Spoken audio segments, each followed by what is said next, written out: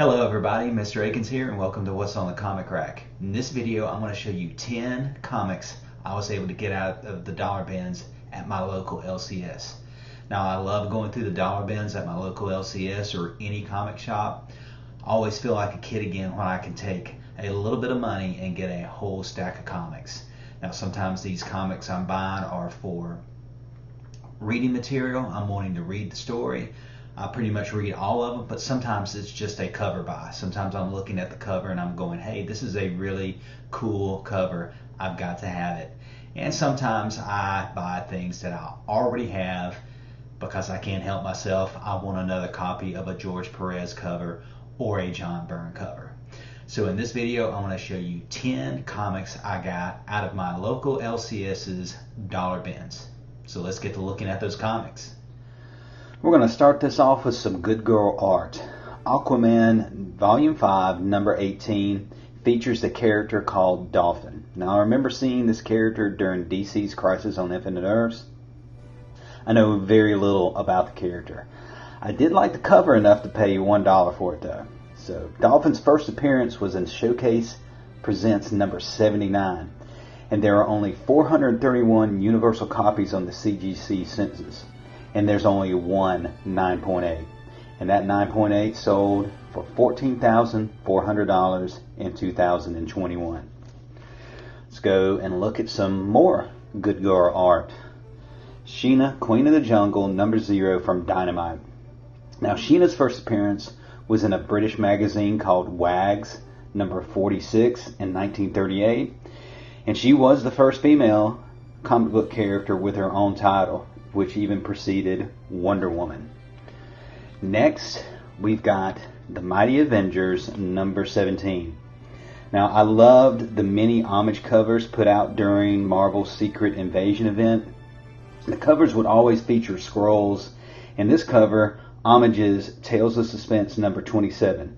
I'll put a picture of it, of the cover for comparison. This comic appears to be in really good shape for only $1.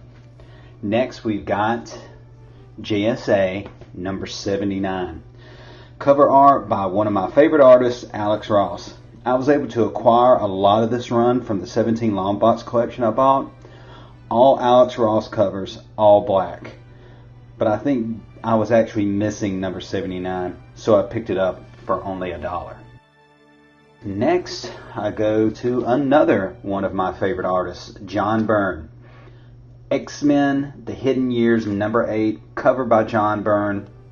And the reason I bought it was because this came out in 2000, a time period when I wasn't collecting any comics. I haven't read this one yet, and I'm going to see if I can get some more of this run before I actually do. I was also able to find an Alpha Flight, number 12, another John Byrne cover. Now this comic was not in as good a shape as the X-Men comic, but I always pick up John Byrne covers for $1. Spoiler alert, this features the death of Guardian. I will put a link to in the description and at the end of the video to a short I made about Guardian's death. Looks like we're going from one of my favorite artists to another favorite artist. Brave and the Bold, number 10 from 2008. Cover by George Perez and story by Mark Waid. I will always pick up a George Perez cover for $1. And this comic looks like it's in really good shape. Looking forward to reading this one. Another George Perez cover. New Teen Titans, number 34. Like I said, I'm always compelled to pick up a George Perez cover, especially when it's only $1. And plus, it's the New Teen Titans. Next one I picked up was X-51, The Machine Man, number 7. Picked this one up due to the fact that I do like Machine Man. I didn't pick this up off the rack when it came out because, again, this was published in 2000, that period of time when I wasn't collecting. It was an interesting read because of the interaction between Machine Man and the Sentinels. So I found it a pretty interesting read. And last but not least, Wildcats number 1. Now this is the third Wildcats number 1 I found in a dollar bin at my local LCS. Now I like to take these number 1s and pair them up with the copious amounts of Wildcats that I have in that 17 long box collection. By pairing them with this number 1, I can move the issues as a lot much easier on eBay. And there you have it, the top 10 dollar bin finds for this week at my local LCS. I hope you enjoyed the video. If you haven't subscribed, please do. Hit the like button, and we'll see you next time around the comic rack.